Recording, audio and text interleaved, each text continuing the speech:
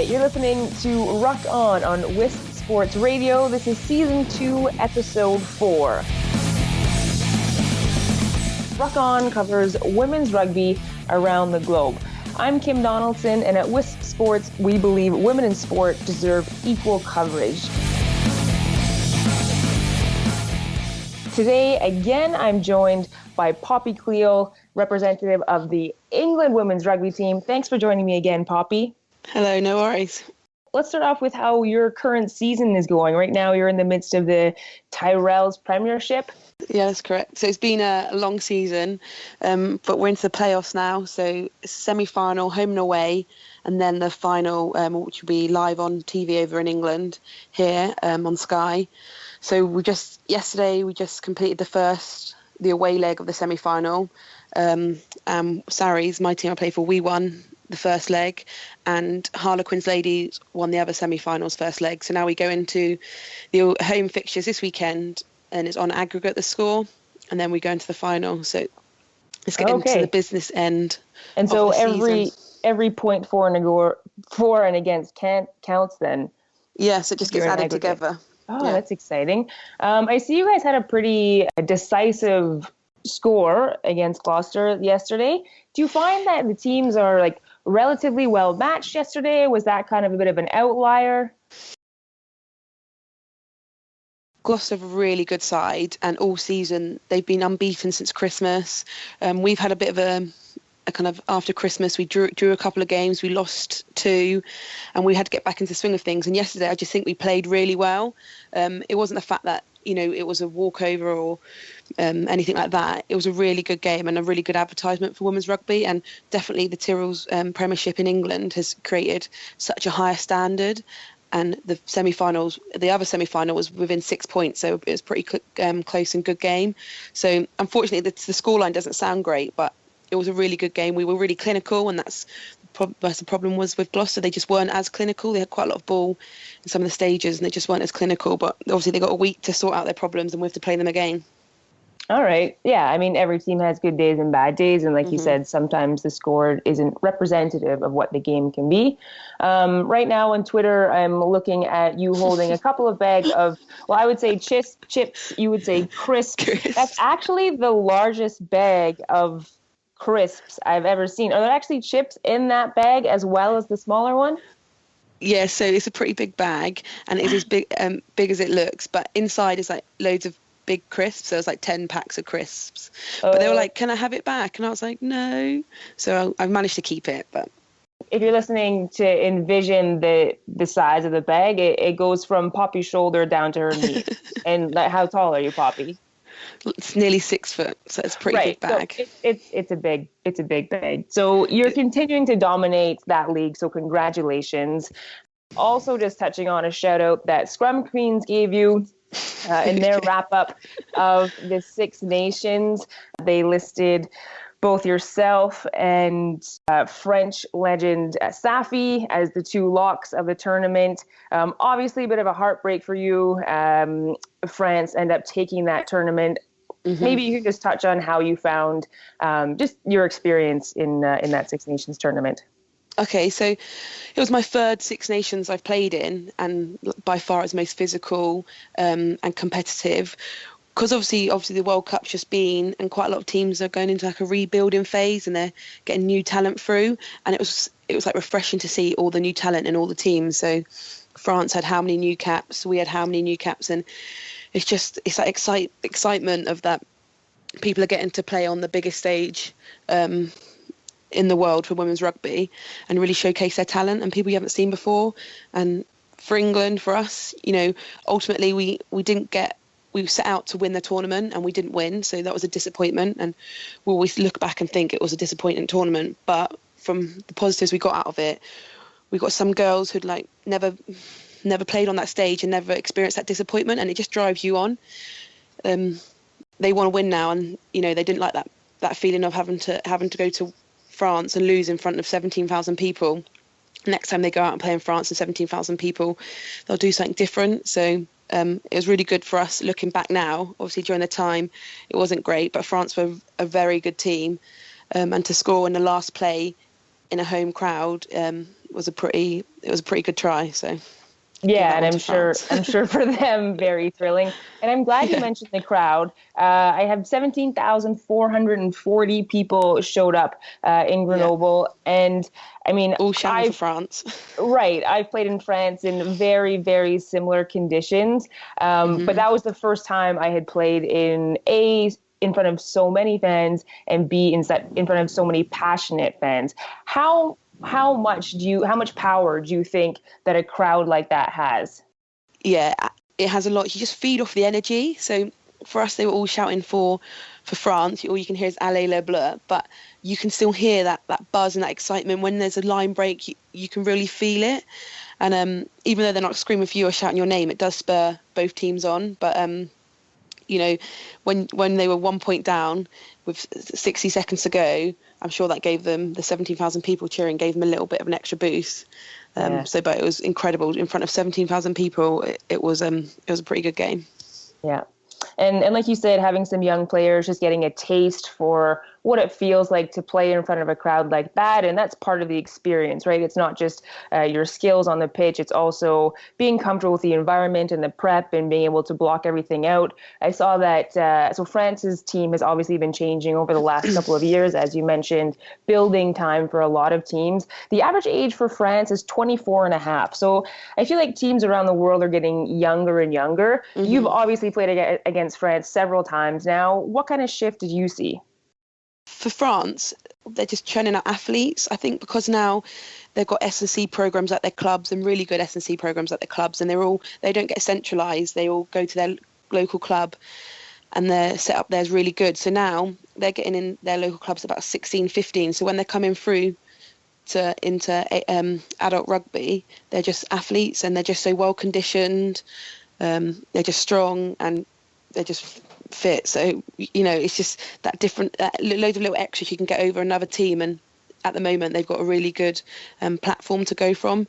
And then when they can get the talent and the skills, like when they can practice the skills, then daily, when it all comes together, they're a really good outfit. So that's what I think with France. But like Canadians, you're all born naturally athletic as well.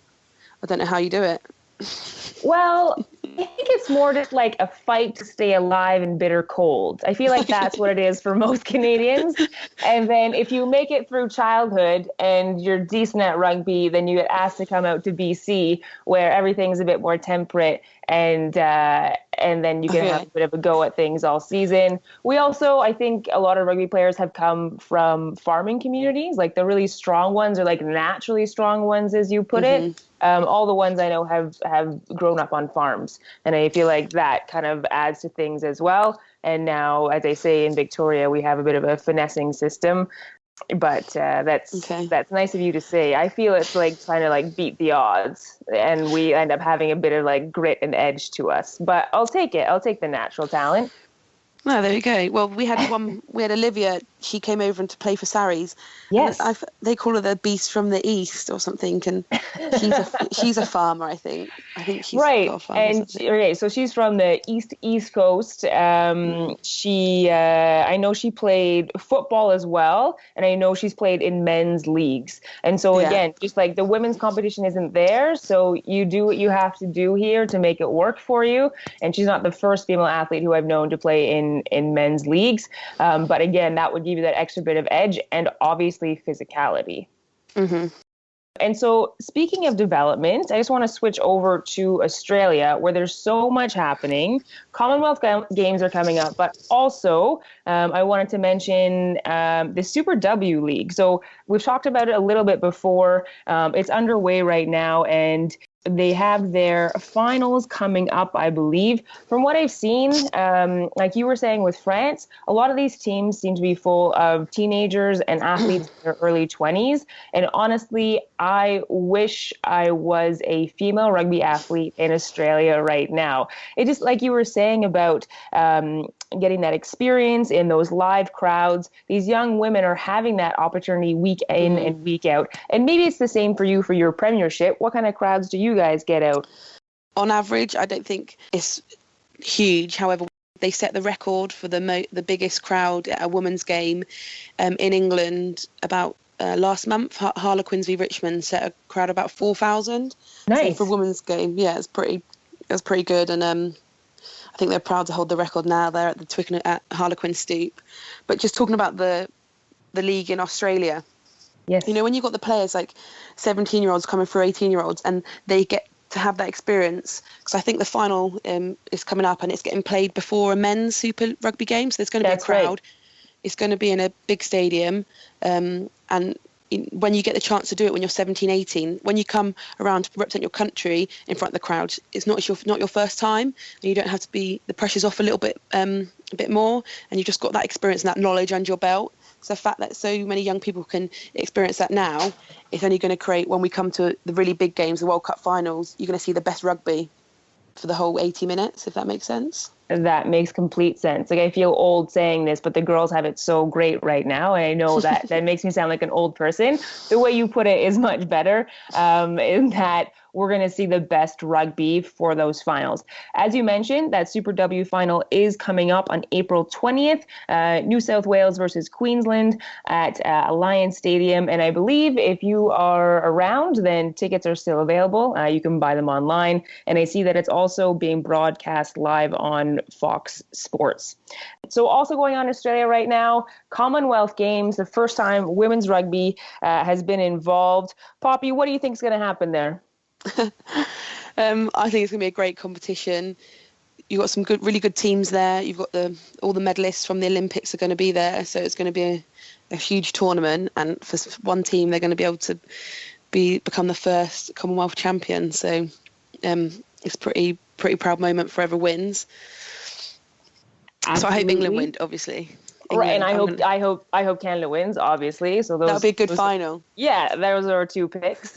A couple of other nations who get a little bit fewer opportunities. So Kenya, Wales, South Africa, they'll be looking to prepare for their World Series qualifiers. So again, just another opportunity to build the sport. And in a venue like that, like how exciting, comparable to the Olympics, obviously. And again, like you said, just preparing us for a higher and higher level of rugby.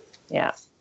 All right, what else is going on here? We can just pop back to the Six Nations. I just want to talk about Italy for a second. Yeah. So, I mean, you had the chance to play against Italy. I saw in their last game, they ended up beating Scotland, and that ended up giving them level points with Ireland. Italy seems to be a growing team, a couple of very strong performances from their side. I imagine you've played Italy a couple of times over the past few years. How do you see that team changing? Cool. Italy, we know that when we have to play Italy, it's never easy. They fight for everything, every loose ball, like every little inch, they're always fighting. And I think 2 years ago, they came to England and it was such a close game. They scored for like 3 late tries and it was within a score or something. And we were lucky to come away with a win then. And this season, again, they held us to a draw. It was 7-0 at half time. So we always know when you play Italy, it's a battle. With Italy, they've got some really strong forwards, but they've got that skill out wide. So they've got, I can't remember their names. Fulan, she's their fullback, and she's just so skillful. You never know what she's going to do. She's going to sidestep you, run around you, chip the ball over your head. And that just little bit of indecision means as a defender, you can't defend as well on them as you want. And the fact they've had 2 of them came over and played in the Premiership, and they were scoring for fun half the time. Centre, her name's Silari. She's pretty good. So, and from the games they just played in, they had a couple of people coming through again, like all these new young talents. And she was called Garda Franco, and she's back row, and she did outstandingly well. She came off the bench and against Ireland, I think, and put an impressive shift on. And when you've got the likes of England watching, and I'm like, oh, I don't want to play her. You know, she's pretty good. She's got makes some massive hits, some strong runs, and she's got some good handling. So the fact that they're getting this talent through is only going to be, you know, years coming now, they're going to be coming up that table and coming for the title, really. That's excellent. I just have a smile on my face listening to you talk about it. It just seems like the level, I mean, of rugby everywhere, but of Six Nations, it sounds like the level every year gets higher and higher, and not just a little bit, like by these really great strides. Yeah, she made her debut in the Six Nations just gone now, and she made team of the tournament. So I think she's 18 or something, to come through, make your debut and get team of the tournament. You know, that's pretty impressive. Pretty impressive. Yeah, not too shabby at all. Some other news, more on your side of the world. So I saw that Ireland's head coach Adam Griggs was re-signed as a permanent coach. And I know initially his position was interim, and some of the athletes had a bit of a hard time with that. They just hosted the World Cup. They had really felt like the country and the union was behind them, and then to sign someone for just a short amount of time, I think they felt a little bit deflated. So I would imagine those athletes will be pretty happy with just a bit of stability, I think, is what they're looking for. They've had a bit of a churn over the past few years. So yeah, I'm excited to see where that goes. They employed an ex-Ireland international as their scrum coach, Mike Ross. Yes. And he's an outstanding player, and already he's like changing their scrum, and their scrum is huge at the moment. So, you know, hopefully with that coaching setup, they can come back to, you know, their glory days when they were running us around. Excellent. I can't wait. And so my final little tidbit here, World Rugby, to celebrate International Women's Day, they announced the inaugural recipients of its Leadership Development Scholarships. So these scholarships were introduced as a key objective of World Rugby's wider strategy to accelerate the global development of women in rugby, the aim to maximize the rugby leadership potential of talented women currently working in the game. So a really great opportunity for women who applied for these scholarships, obviously. A total of $335,000 US were awarded. And I'm just going to name off the winners because it's a really exciting time. So recipients from around the world. And so this money will be distributed to their associations over the next 2 years.